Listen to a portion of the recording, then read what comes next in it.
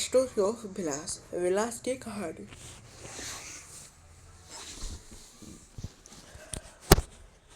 Vilas was an 11-year-old boy residing in the same village as Sakal. Vilas' father Mahesh was a fisherman. His father passed away when he was only 2 years old. His mother Geeta sold fish to earn money to feed the family. She bought fish from the landowner's pond and sold it in the nearby mandi. She could earn only rupee 150 a day by selling fish. Vilas became a patient of arthritis. His mother could not afford to take him to the doctor. He could not go to the school either. He was not interested in his studies. He helped his mother in cooking and also cooked after his younger brother Mohan. After some time, his mother fell sick and there was no one to look after her. There was no one in the family to support them. Vilas too was forced to sell fish in the same village. She, like his mother, earned only a modest income.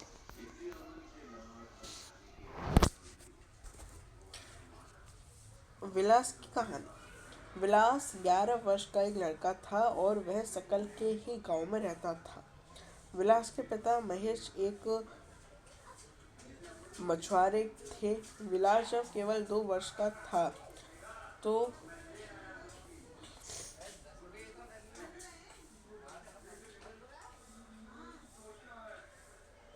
Mahesh एक मछुआरे थे। विलास जब केवल 2 वर्ष का था तो उसके पिता की मृत्यु हो गई थी।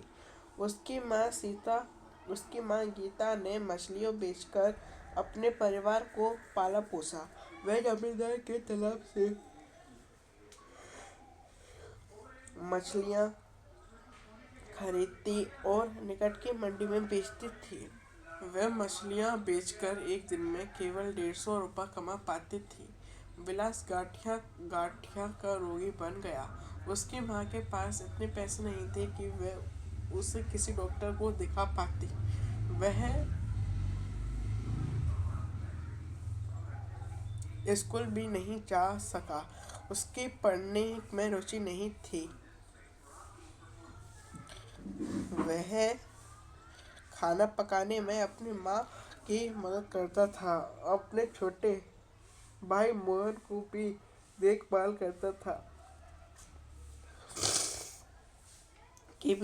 करता था कुछ समय पश्चात उसकी माँ बीमार पड़ गई तथा उनकी देखभाल करने वाला कोई नहीं था। परिवार में उनकी सहायता करने वाला भी कोई नहीं था। विलास भी उसी गांव में मछलियाँ बेचने के लिए बाध्य हुआ। अपनी माँ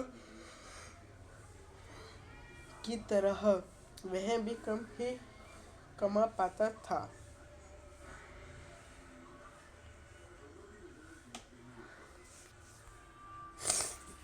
Visit a nearby village or a slum area and write down a case study of a boy or girl of your age facing the same condition as Vilas और सकल। पास के किसी गांव या झुग्गी इलाके में जाएं और अपनी उम्र के किसी लड़के या लड़की का अध्ययन करें जो विलास या सकल जैसी परिस्थितियों का सामना कर रहा हो।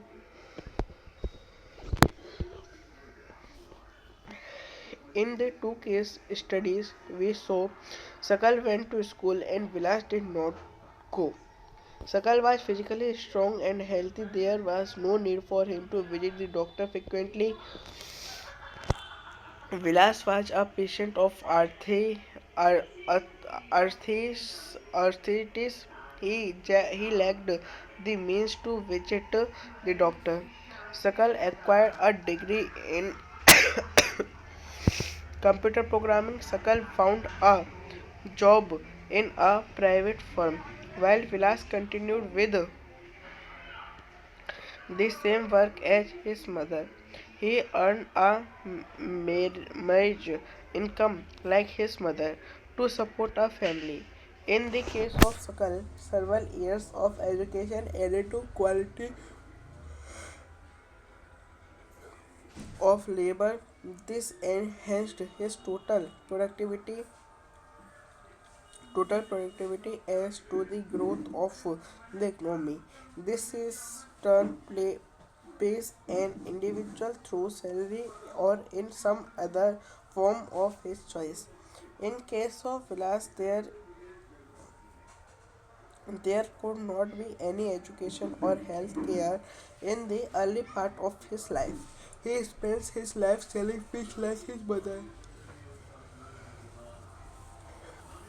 Henceforth, he draws the same salary of unskilled laborers as his mother. Investment in human resource via education and medical care can give high rates of return in future. This investment on people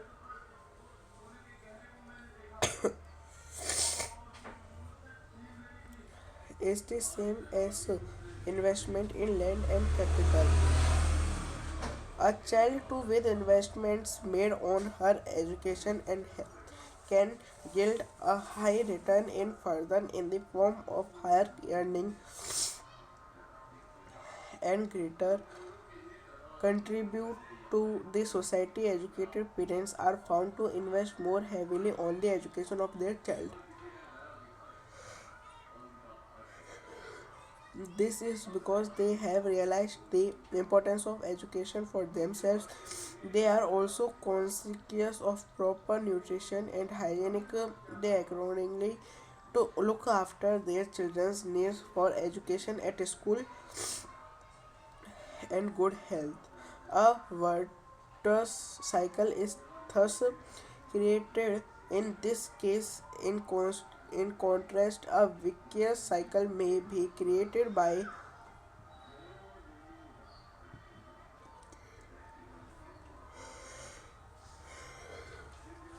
in this case created by disadvantaged parents who themselves uneducated and lacking in hygiene keep their children in a similarly disadvantaged state. Countries like Japan have invested in human resource. They did not have any natural resource. These countries are developed rich. They import the natural resource needed in their country. How did they become rich developed? They have invested on people, especially in the field of education and health. These people have made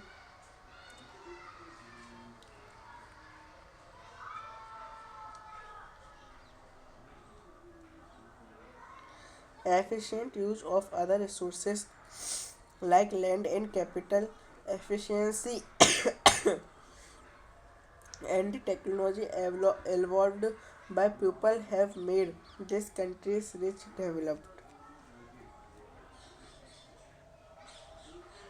इन दोनों व्यक्तियों के अध्ययनों में हमने देखा कि सकल school जाता था जबकि विलास स्कूल नहीं गया।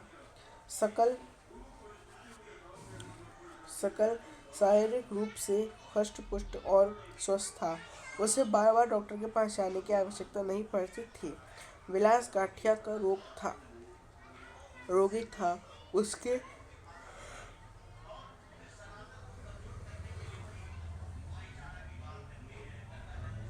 उसके यहाँ डॉक्टर नहीं पड़ती थी। उसे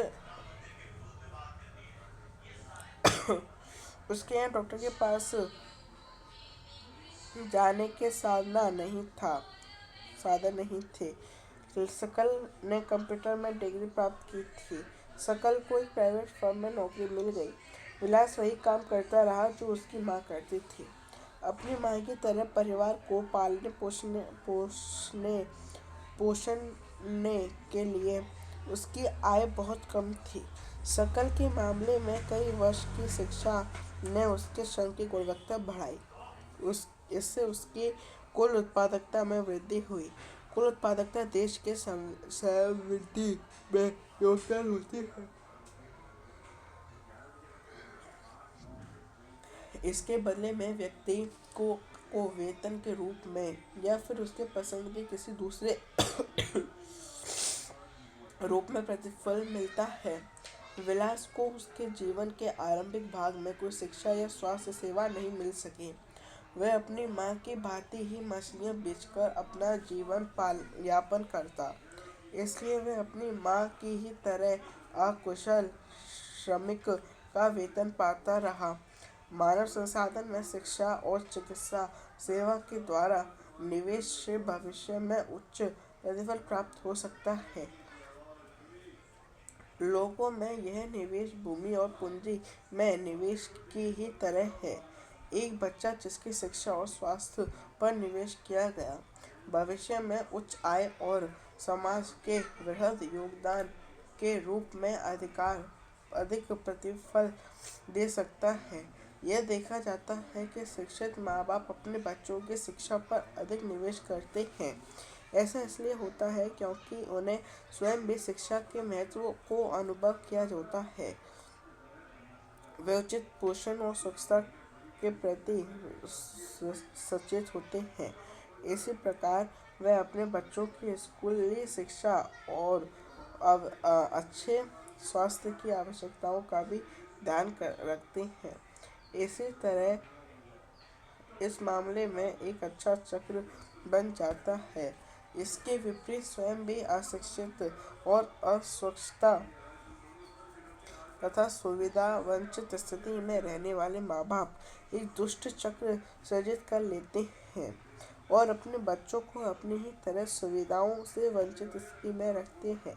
जापान जैसे देशों ने मानव संसाधन पर निवेश किया।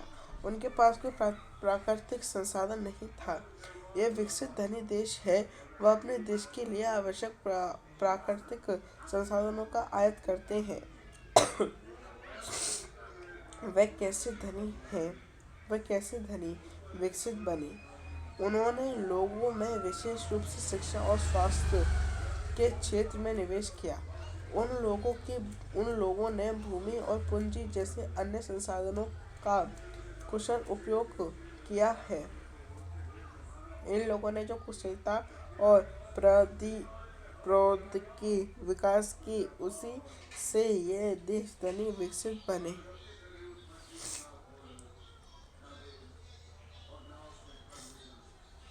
Economic activities by men and women. Like Vilas and Sakal, people have been engaged in various activities. We show that Vilas sold fish and Sakal got a job in the firm.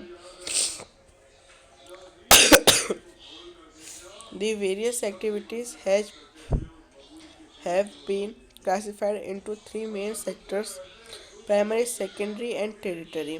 Primary sectors include agriculture, forestry, animal husbandry, fishing, poultry, farming, mining, and quarrying. Manufacturing is included in the secondary sector. Trade, transport, communication, banking, education, health, tourism, services, insurance, etc. are included in tertiary sector. The activities in this sector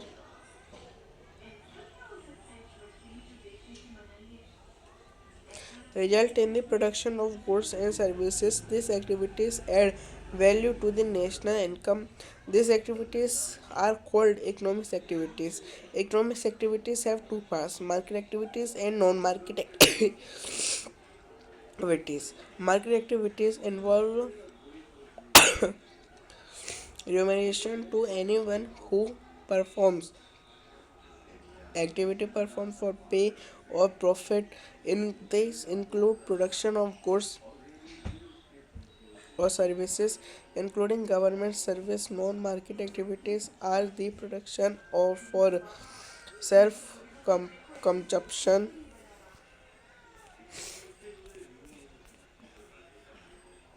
This can be consumption and processing for primary product and on account production of fixed assets. पुरुषों और महिलाओं के आर्थिक क्रियाकलाप। विकास और सकल के तरह लोग विभिन्न क्रियाकलापों में संलग्न है। हमने देखा कि विलास मछलियां बेचता था और सकल को एक फर्म में नौकरी मिल गई थी। विभिन्न क्रियाकलापों को तीन प्रमुख क्षेत्र को प्राथमिक, द्वितीयक और तृतीयक में वर्गीकृत किया गया है। प्राथमिक क्षेत्र के अंतर्गत कृषि, वानिकी, पशुपालन, मत्स्य पालन, मुर्गी पालन और खनन एवं उत्खनन शामिल है। द्वितीयक क्षेत्र में विनिर्माण शामिल है। तृतीय क्षेत्र में व्यापार, परिवहन, संचार, बैंकिंग, बीमा, शिक्षा, स्वास्थ्य, पर्यटन सेवाएं इत्यादि शामिल किए जाते हैं। इस क्षेत्र में क्रियाकलाप के फलस्वरूप वस्तुओं और सेवाओं का उत्पादन होता है। क्रियाकलाप राष्ट्रीय आय में मूल्य वर्धन करते हैं। यह क्रियाएं आर्थिक क्रियाएं कहलाती हैं। आर्थिक क्रियाओं के दो भाग होते हैं, बाजार क्रियाएं और गैर बाजार क्रियाएं। बाजार क्रियाएं में वेतन या लाभ के उद्देश्य से की गई क्रियाओं के लिए पारिश्रमिक का भुगतान किया जाता है। इनमें सरकारी सेवा सहित वस्तु या सेवाओं का उत्पादन शामिल है। गैर बाजार क्रियाओं में अभिप्राय स्व उपभोग के लिए उत्पादन है। इनमें प्राथमिक उत्पादों का उपभोग और प्रसंस्करण तथा अचल संपत्तियों का स्वलेखा उत्पादन आता है।